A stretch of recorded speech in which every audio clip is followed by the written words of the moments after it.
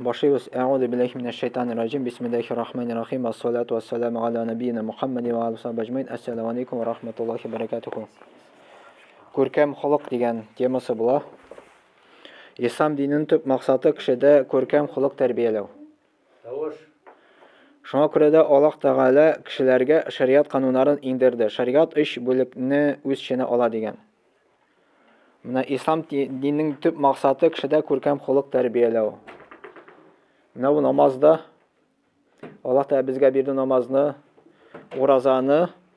Mına bu bir nesa болып тұрaq, біздің құлықны тәрбиелей тұрған енді.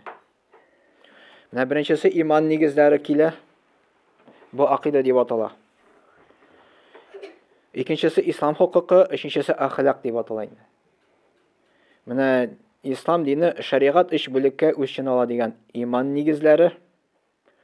Маңа енді Аллах Тағалаға шану, пейғамбарларға шану, фәрештелерге шану, Kıyamet günü şanu, kitaplarga şanu, yazmışka şanu. Bu iman negizleri деп атала. Андар İslam hukuku ol kişinin Allah qarşındağı, ham başka kişiler qarşındağı burçlarını anlata degan. Mında indi bizim namaz kire, uraza kire bu. Üçüncüsü ahlak.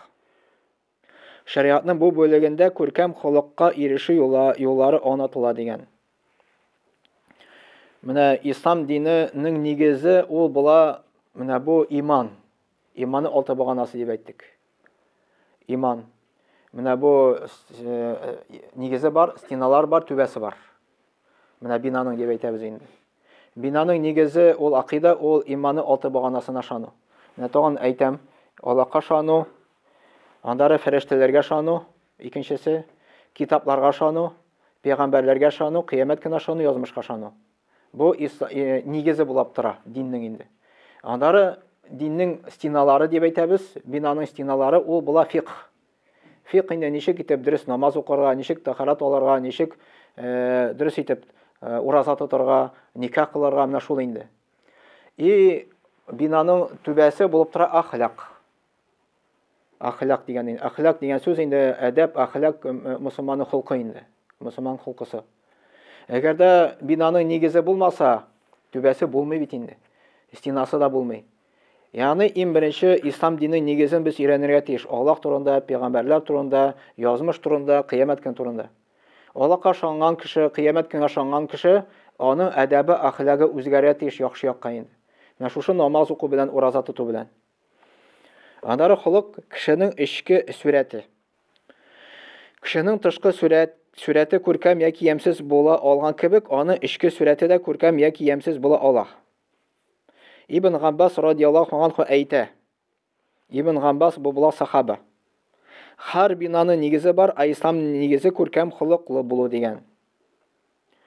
Mana har binanın negizi var, İslamның negizi көркем xuluqlı bulu.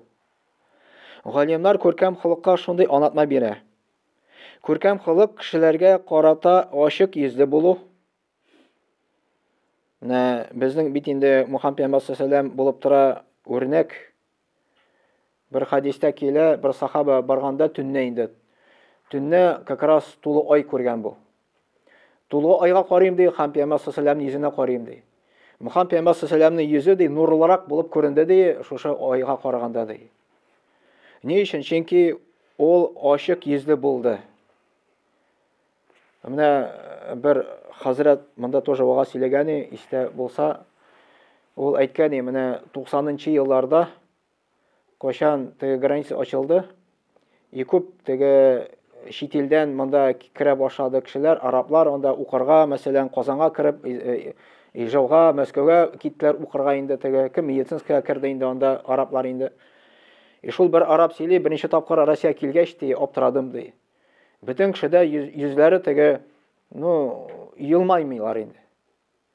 Men suradım dey, sizde bir soğuş buldu mələ deyib. Yox deyib aytalar dey. Çünkü şitilge çıkış yok. Mına Emirat'a kelesen, Saudiyya Arabiya barasın. Bütün kişide yüzleri aşık. Yılmayıp duralar. Ne sebepledir? Belki din sebepledir deyip olayım men. Çünkü onda din kişiler, din boyunca yaşayan kişilerde yüzleri aşık indi. Мәккәгә киләсен, Мәдинәгә киләсен, анда теге Кәбатулла янында инде. Мөселманнар күп анда, бөтен кешеләрнең йөзләре ачык менә теге. Безнең ислам динебездә күркәм халык булып тора, тошы кешеләргә карата ачык йөзле булу дигән инде. Ачык йөзле булу. Даже Мөхәммәд пәйгамбәр саллаллаһу бер кеше мөрәҗәгать итсә, ул борыла иде, аңар полностью тәне белән инде, тәне белән, йөзе белән. Яны игътибар белән таный иде. Безгә дә анан үрнәк алырга тиеш. Менә күркәм халык кешеләргә карата ачык йөзле булу, аларга изгелек кылу һәм начарлык эшләмәү. Менә бу күркәм халыкның определениесе монда бирелгән инде. Менә галимнар аңлатма биргәннәр. Тагын бер әйтәм, галимнар күркәм халыкка шундый аңлатма бирә. Кешеләргә карата ачык йөзле булу дигән. Икенчесе аларга изгелек кылу кешеләргә. Һәм начарлык эшләмәү.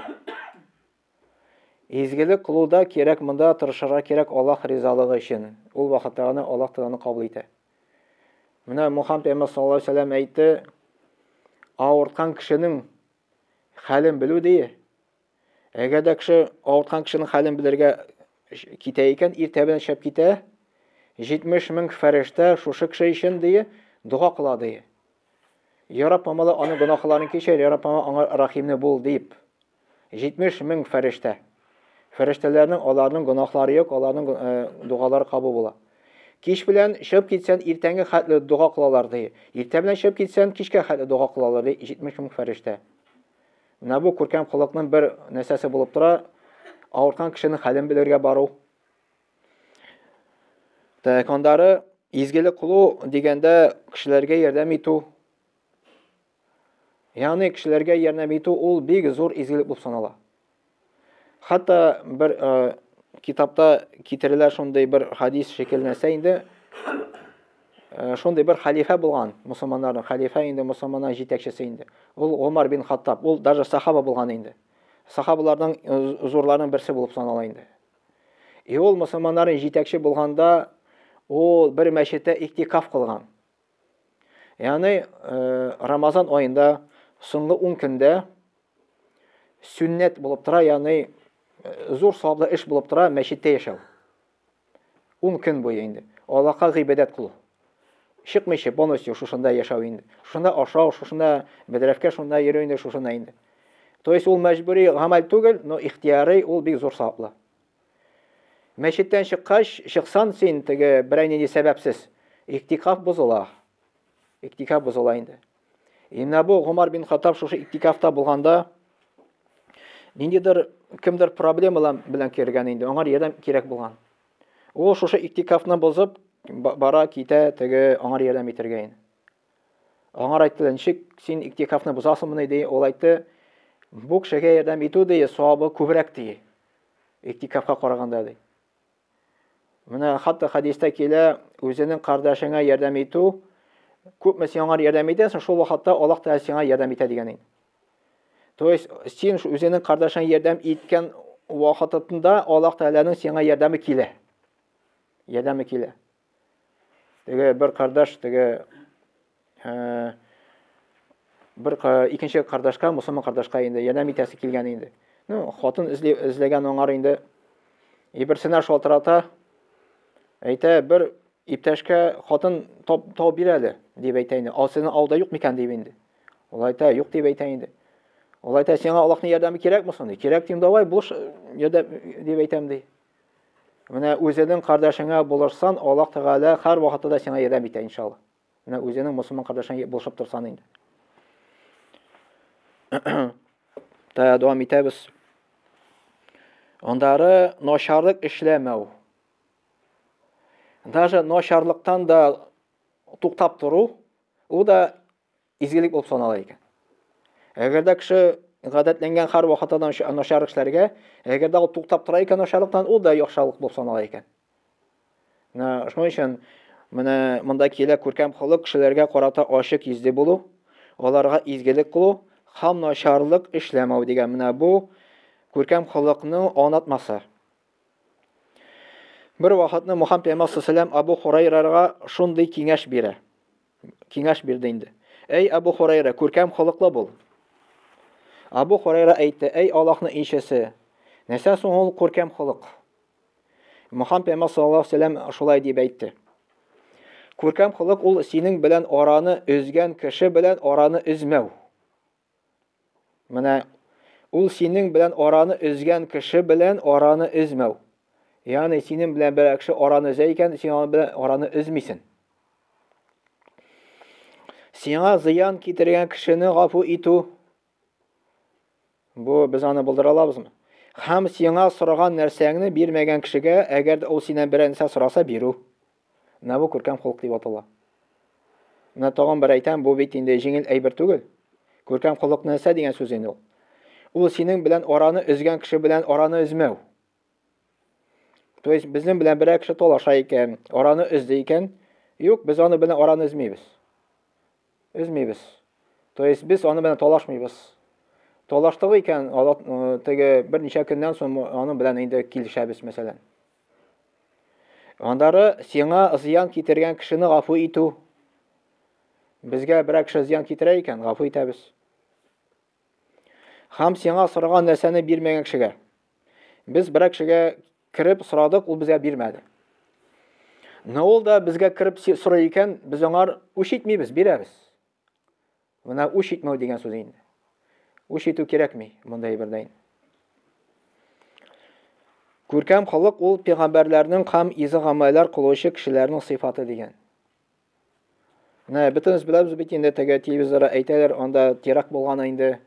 Монда телефоннан килде, күп таджиклар анда теге куядыр, аэропортта, видимо, үзләрен янына китәләр, видимо, куркалар, монда аларга каршы бер нәрсә була микән дип инде.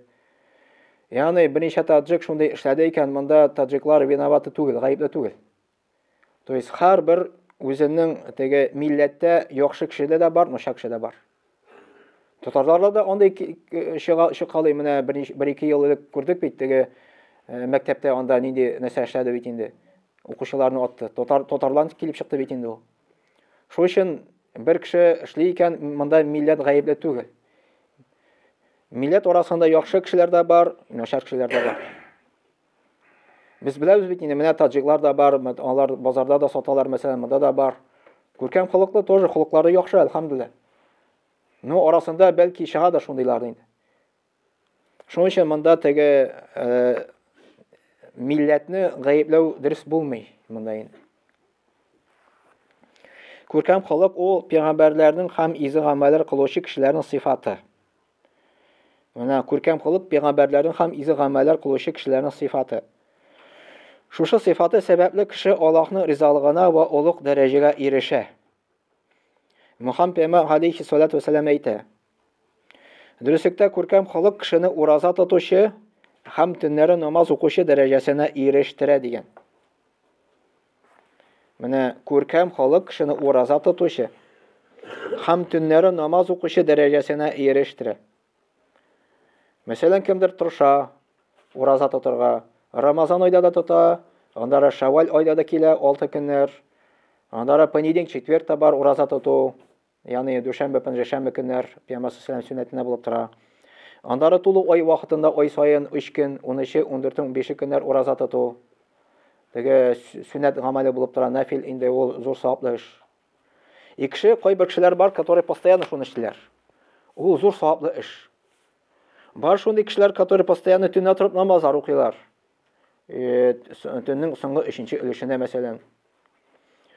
Син моны эшләмәсәң дә, күркәм холык белән аларның дәрәҗәсенә ирешә аласың дигән савабы белән. Еще өстәмә, еще намазлар укысан, еще күркәм холык та булса, еще уразалар да тотсан, бур нур өстенә нур була инде. Тагын да яхшырак була. Савабы тагын да арта инде иншалла. Бу просто әйтелгән, әгәр дә син бу нафил гамәлләрне эшләмәсәң дә, күркәм холык белән шушы дәрәҗәгә ирешә аласың. Савабы белән иншалла. Жунайд исемле галим шулай ди: 4 төрле сыйфат кешене изге гамәлләре һәм гыйлеме аз булуына карамастан иң югары җәннәтләргә күтәрә. Ашу килгәндә үзеңне кулда тоту. Менә 4 төрле сыйфат кешене изге гамәлләре һәм гыйлеме аз булуына карамастан. Анда кешедә может изге гамәлләр әздер. Может, гыйлеме дә андый күп түгелдер. Аны җәннәттәге югары дәрәҗәгә күтәрә дигән. Нәрсә белән ашу килгәндә үзеңне кулда тоту. Бу иң авыр әйбер. Иң авыр әйбернең берсе инде. Иң авыр әйбернең берсе ашу чыккан вакытта үзеңне кулда тоту. Мөхәммәд пәйгамбәр саллаллаһу хадистә дә килә, кишле кеше шул түгел ди, кем көрәшкәндә ди җиңә ала бер-берсен дип әйтә инде. Менә көрәштә батырлар бар бит инде. Кишле кеше шул ди, кем үзенне ди ашу чыккан вакытта тотып кала ала ди. Менә бу монда көч шунда ди. Но моны кеше булай гына эшли алмый, моны инде кирәк күнегү. Беренче вакыт может синең килеп чыкмаска. Но тырышлык күрсәтсәң, хотя бы какой-то өлеше булса да килеп чыгара может, иншалла. Икенче тапкыр тагын арттырасың, үзенең ашу чыккан вакытта үзенә тотып калу инде. Бу вакытта савап языла. Әгәр дә син Аллаһ ризалыгы өчен үзеңне тотып каласың, ашу чыккан вакытта моның өчен савап языла. И даже киңәш ителә, монда обычно бит инде ир белән хатын арасында күбрәк талашлар килеп чыга бит инде. Мөхәммәд пәйгамбәр саллаллаһу зирәгә әйтмәде бит инде. Теге күркәм холык буенча. Иң хәерлегез диде, кем үзенең гаиләсенә ди яхшы муамәлә күрсәтә ала ди. Бу зирә әйтелмәгән, потому что үзенең гаиләңгә яхшы муамәлә күрсәтү җиңел түгел. Син күршеңә яхшы муамәлә күрсәтергә может башка кешегә, потому что син аның белән бер-ике тапкыр чыраштың, икетен шуның белән инде. Син гаилә белән яшисең гомер буе монда инде. Анда төрле проблемалар килеп чыга. И шул вакытта күркәм холыкны күрсәтү була иң яхшы холык менә шунда инде. Әгәр дә кеше үзенең семьясына яхшы холыклы күрсәтә ала икән, ул башка кешеләргә дә яхшы холыклы була ала икән. Теге бер хәзрәт вагызда сөйли, теге күрәсен бит инде теге кай вакытта плакат бар теге отличиться иткәннәр инде теге эштә. Ул Малмыжда да бар анда теге яхшы эшләүчеләрнең теге карточкалар, фотография язып куялар бит инде анда. Анда доска почета дип атала инде. Теге бер шундый анекдот кебек, мәзәк кебек бер теге хәзрәт сөйләгән инде. Мәзәк буламы инде, на самом деле шулай буламы? Японецлар Россиягә килгәннәр дә шушы доска почета күргәннәр инде. Сорыйлар, нәрсә бу дип сорыйлар инде. Алар әйткәннәр инде, то что бу самые яхшы эшләүчеләр инде. Аннары японецлардан сорыйлар, сездә юкмы ул доска почета? Юк ди, бездә бөтенебез яхшы эшли ди. Бездә берсенә ошаша бит.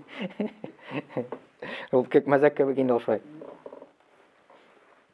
То есть менә бу доска почета ул может дигән доска почета булырга, а гаиләңгә үзенең начар мөгамәләдә булырга инде.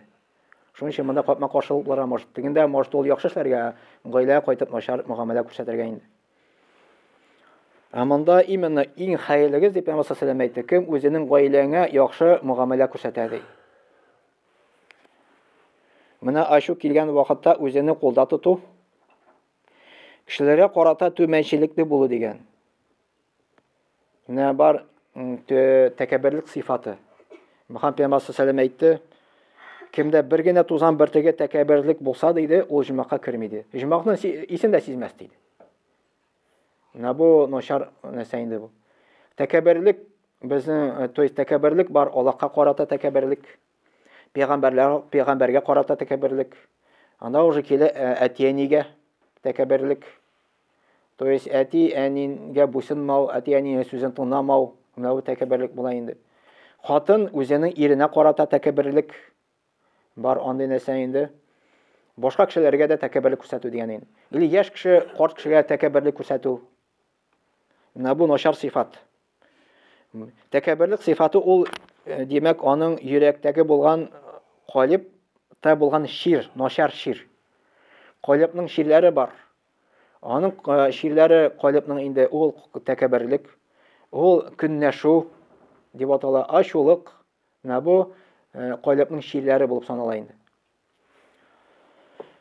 Так, ондары кешеләргә карата түбәнчелекле булу, юмартлылык. Юмартлылык ул не только теге матди яктан юмартлылык. Теге мотор елмая белү кешегә инде. Менә Мөхәммәд пәйгамбәр саллаллаһу алейһи ва сәллям аның безгә күркәм холык булып тора, ул һәр вакытта да елмаеп сөйләшкән инде. Кешеләр белән сөйләшкәндә елмаеп сөйләшкән. И шаярып та сөйләшкән кай вакытны. Но шаярып сөйләшкәндә ул һәр вакытта да хакны әйткән. Ялганламаган. То есть даже шаярганда да безгә ялганламаска кирәк икән. Бер вакыт Мөхәммәд пәйгамбәр янына бер карчык килә, өлкән яшьтә. Исрый мин җомага керәме дип. Пәйгамбәр Мөхәммәд шаярып әйтә, картлар җомага керми ди. Ул кайгыра башлады. Аңар аңлаттылар инде кемдер. Җомага керәсен ди, но син анда карт булмыйсың ди. Яндар ул синеп китә инде. То есть җомакта кешенең кыяфәте була 33 яшьлек бөтен кешенең инде. И бер кайчанда картаймый дигән инде. Анда картай юк җомакта, җәннәттә. Нондары әле анда керәсе бар әле, җиңел түгел анда эләгәсе бар әле җомакка инде. Аның өчен тырышлык күрсәтергә кирәк. Җир йөзендә андары күркәм холыклы булу дигән. Тагын бер әйтәм, шушы Җүнәйд исемле галим шулай дип әйткән. 4 төрле сыйфат кешене изге гамәлләре һәм гыйлеме аз булуына карамастан иң югары җәннәтләргә күтәрә. Ашу килгәндә үзеңне кулда тоту, кешеләргә карата түбәнчелекле булу, юмартлылык һәм күркәм холыклы булу дигән инде. Менә монда укыганда ашу килгәндә үзеңне кулда тоту дигәндә бер хәзрәт сөйли инде. Тоже бер мусульман җитәкче янына бардым дип әйтә инде ул. Ул ураза тотучы бидән булган инде. Үзе булмады ди, аның замы каршы алды ди. Замы инде урыс милләтеннән күрәсен булган, татар түгел инде. И сорап бирә ди, кайчан инде сезнең шушы ураза бетә инде ди. Нигә дип сорагач, то надоело уже видеть голодного шефа дип әйтә ди. Тегесе оч булгач, видимо, теге ачулы. Анда но ураза тоткан вакытта наоборот үзебез төндә эшләргә кирәк. Ачуны тотып калырга кирәк. Чөнки ул уразаның кимчилек күрсәтә. То есть уразаның дәрәҗәсен төшерә. Савабын киметә. Ачу чыккач ачуга бирелә инде. Уразаны киметә, уразаның савабын киметә. Кимчилек китерә уразага. Без бит уразаны тотабыз ни өчен? Үзебезне тәрбияләр өчен. Ураза ул безне тәрбияли, намаз ул безне тәрбияли, хаҗ ул безне тәрбияли. Андары җир йөзендә иң күркәм холыклы кеше Мөхәммәд пәйгамбәр була. Андары булганга күрә дә Аллаһ Тәгалә аны иң соңгы пәйгамбәр итеп сайлады. Шушы рәвешле ул аның дәрәҗәсен күтәрде. Аллаһ Тәгалә аны мактап Коръәндә шулай ди. Ва иннека лағала хулуқин газим. Әл-Калам сүрәсе 4-нче аятта Аллаһ Тәгалә әйтә. Дөрестә син биек холыклы. Аллаһ Тәгалә Мөхәммәд пәйгамбәрнең холкын безгә мисал итеп күрсәтә, үрнәк итеп күрсәтә, яны мактый. Ягъни Мөхәммәд пәйгамбәр ул үзе шундый дәрәҗәгә җитте. Аллаһ Тәгалә аны даже Коръәндә мактый. Дөрестә син биек холыклы дип әйтә инде. Иң биек холыклы бөтен халыкларны җыйсан, иң биек холыклы була Мөхәммәд пәйгамбәр иң биек холыклы була. Тәфсир галимне Имам Ат-Табари биек холык иясе ул биек әдәп иясен аңлата ди. Бер хадисендә Мөхәммәд пәйгамбәр үзенең пәйгамбәр булып килү максаты кешеләргә күркәм холыкны өйрәтү икәнлеген әйтә. Ул шулай ди. Дөрестә мин күркәм холыкларны төгәлләү өчен генә пәйгамбәр итеп җибәрелдем ди. Дөрестә мин күркәм холыкларны төгәлләү өчен генә пәйгамбәр итеп җибәрелдем. Мөхәммәд пәйгамбәр үзенең сахабаларны тәрбияләгән күркәм холыклы итеп. Әнәс ибн Малик радиллаһу анһу Мөхәммәд пәйгамбәрнең холкы турында шулай ди. Аллаһ ишесе кешеләрнең иң күркәм холыклысы иде дип. Аллаһ Тәгаләнең ишесе иң күркәм холыклысы иде. Әгәр дә ул күркәм холыклы булмаса, аңар кеше ярмәси. Менә Мөхәммәд пәйгамбәр вакытында ук, тормышын ахырында ук барлыкка килә башлады ялган пәйгамбәрләр. лжепророк дип атала инде. Шуларның ялган пәйгамбәрләрнең берсе булды Мусайлима дигән кәззәб. Мусайлима дигән исемле. Ул үзен пәйгамбәр итеп игълан итте, үзенә кешеләр җыйды. Аңар ышандылар да, ышанучылар да булды. Но аның холкы андый булмады Пәйгамбер Мөхәммәд саллаллаһу алейһи ва сәлләмнең кебек. Менә карасак, Мөхәммәд пәйгамбер саллаллаһу алейһи ва сәлләм bir яшь егетне җибәрә аңар хат белән. То, что пәйгамбер только Мөхәммәд саллаллаһу алейһи ва сәлләм дип, и то, что Мөхәммәд пәйгамбер саллаллаһу алейһи ва сәлләм генә йөрегә дип җибәрә хат белән инде. Ул хат белән килә шушы Мусайлимага, шушы яшь егет тапшыра. И бу Мусайлима моннан сорый: "Син ышанасыңмы, что мин пәйгамбер икән дип?" Аллаһның ишесен ди. Ул тик тора. Ул әйтә, юк дип әйтәме, или тик кенә тора инде. Юк, ышанмыйм дип әйтәме, шунда истә түгел инде. Берничә мәртәбә кабатлагач, куша аның телен кисәргә. Менә бу пәйгамбер буламы соң инде? Менә бу яхшы холык буламы соң инде? Юк. Бу күрсәтә ташта бу ялган икәнен. Нандары Мөхәммәд пәйгамбер саллаллаһу алейһи ва сәлләм вафат булганнан соң инде сахабалар җыелышып, аңар каршы сугыш игълан итәләр инде. Сугышта Birinci сугышта әле көчкә, җиңәләр анда, җиңәләр. Сугышта җиңеп, аны үтерәләр. Мусайлиманы инде. Но Мөхәммәд пәйгамбер саллаллаһу алейһи ва сәлләм әйтте, кыямәт көне алдыннан ди 30 ялганчы чыгарды, ялган пәйгамбер чыгарды. 30 дип килә инде анда. Шуның берсе күрәсен Мусайлимада булгандыр инде. Икенче хадисендә бу сахаба шулай ди: "Мин Аллаһ ишесенең саллаллаһу алейһи ва сәлләм кулы шикелле йомшак бер атлас ва бер ефәк тукымы да тотмадым" ди.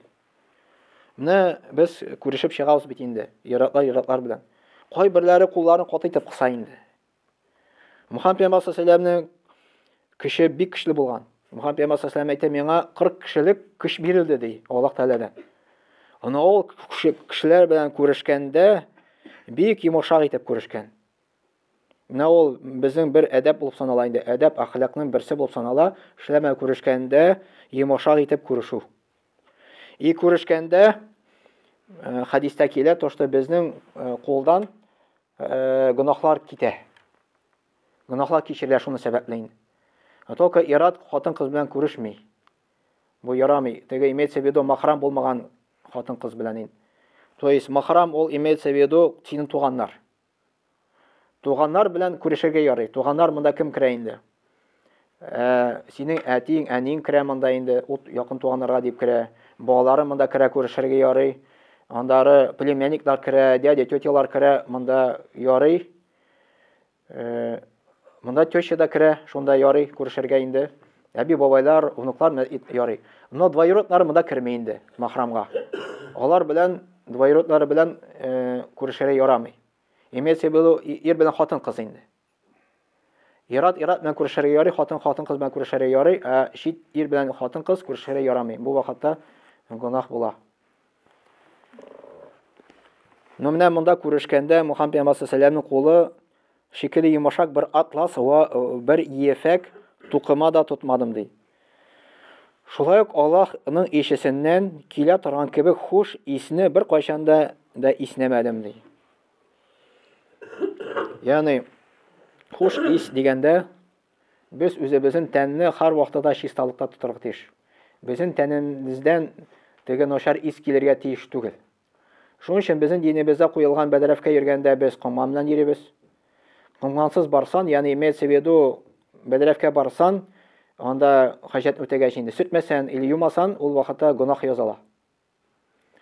И хатта Мөхәммәд пәйгамбер саллаллаһу алейһи ва сәлләм бер хадисендә килә, каберстан янында үткәндә, зират янында бер агач ала да, пальма агачы, и утыртып куя бер кабергә инде. Аны сорадылар, ни сәбәпле шулай эшләдең дигәч, кабердә бер кеше газаплана ди. И пока шушы пальма агачы монда тора ди, ул газабы әзрәк киметелә ди, әйтә инде. Әйтә ул анда газаплана ди, зур гынах өчен түгел ди, ул зур гынах өчен, ул просто теге кеше аны зур гынахка санамаган. Нис ул әйтте, бәдрәфкә йөреп, сидегеннән сакланмаган ди. То есть туалетка барып юмаган инде, яисә сүтмәгән инде. Ана ул безнең динебез куша чисталыкны сакларга инде. Шуның өчен куелган гусл алу атнага бер тапкыр как минимум. Әгәр дә кеше гүселне югалта икән, ул мәҗбүри алырга тиеш. Ул вакытында инде без аны беләбез, кайчан кеше гүселне югалта. Югалтмаса инде, атнага бер тапкыр булса да, обязательно дип әйтәбез, кыйнарга кирәк, гүсел алырга кирәк. Мунча менә мунча ягабыз без, әлхәмдүлиллаһ, мунчада кернәбез. Но мунча кергәндә дә монда ният кирәк гүсел кыйнарга. Менә авыз борынны шайкап, бөтен тәнне су ирештереп, ният кылабыз гүсел кыйнарга инде. Ул вакытта гүсел язала. Андары гаеткә, ике гаеткә барганда да гүсел кыйнарга киңәш ителә. Андары җомгага да барганда да гүсел кыйнарга киңәш ителә безнең динебездә инде. Менә бу чисталык. Андары хуш исне итү, мәсәлән, анда буламы миск, исле майлар, одеколон буламы, духи буламы, иратларга гына ярый, аны сибәргә, кайчан без урамга чыгабыз, кайчан без мәчеткә киләбез. Хатын кызга ярамый, хатын кызга токы ярый үзенең үй ишендә генә. Үй ишендә генә. Чөнки Мөхәммәд пәйгамбәр саллаллаһу әйтә, әгәр дә хатын кыз исле май сибеп тышка чыкса, ул как даже нәрсә дип әйтәбез, берәр ират аның сизсә шушы исен, теге хатын кыз гүсел алсын дип хаты әмер дә бирә. Ул даже как считается начар хатын даже сонала инде. Как прелюбодейка кебек дип әйтәбез, зиначы кебек, шуңа шаган кебек була инде. Потому что иратлар шушы исне сизеп, аның теге хисе уяна инде үзенең. Анда шуның өчен монда ярамый хатын кызларга шушы исле майлар сибеп, иратлар янында йөргән инде. Ул безнең динебездә тыела, аның өчен гынах була. Иратларына барат саваплырак була. Мәчеткә килеп хуш бойлар сибеп, мәсәлән, саваплы эш булып санала инде. Ират тотып киткәндә хатын кыз борылып караса, асыл нәрсә була.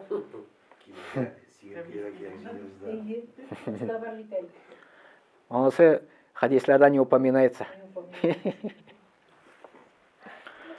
Ну, әгәр дә булай куелган икән, аның үзенең хикмәте бар. Бу бит Аллаһ Тәгаләдән килә инде. Уразалар вакытларында. Нәрсә ул? Хаман сайын. Дальше. Шулай ук Аллаһ Тәгалә илчесеннән килә торган кебек хуш исне бер кайчанда да иснәмәдем. Мин Аллаһның илчесенә 10 ел хезмәт иттем. Менә аның хезмәтчесе булган. Мин Аллаһның илчесенә саллаллаһу алейһи ва саллям 10 ел хезмәт иттем ди.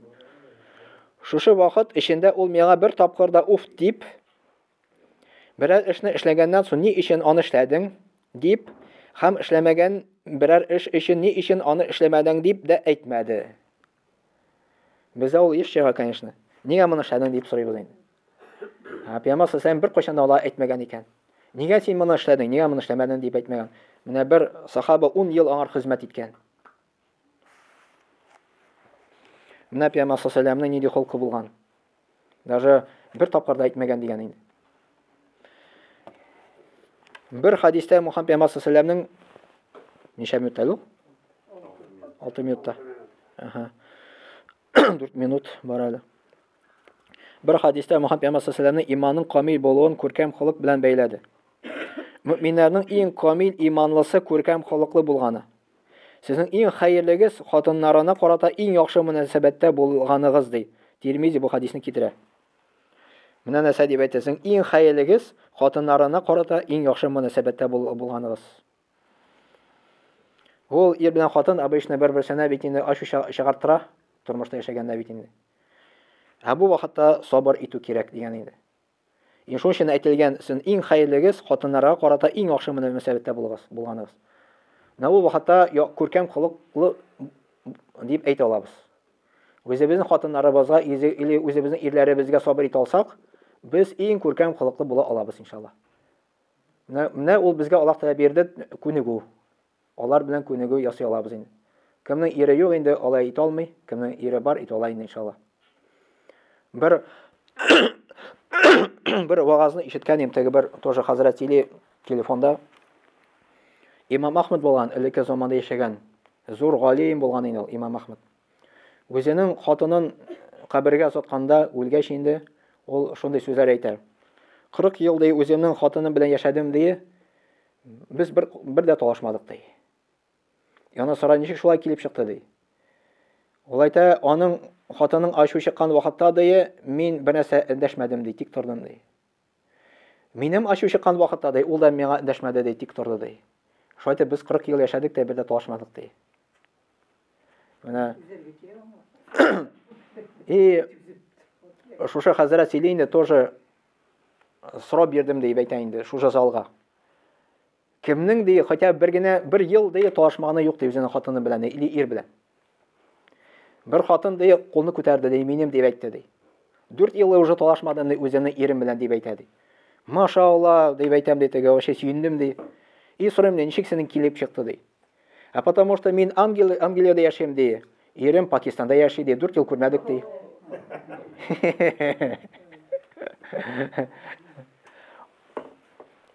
Subhanakallahumma bihamdika ashhadu an la ilaha illa anta astaghfiruka wa atubu ilayk.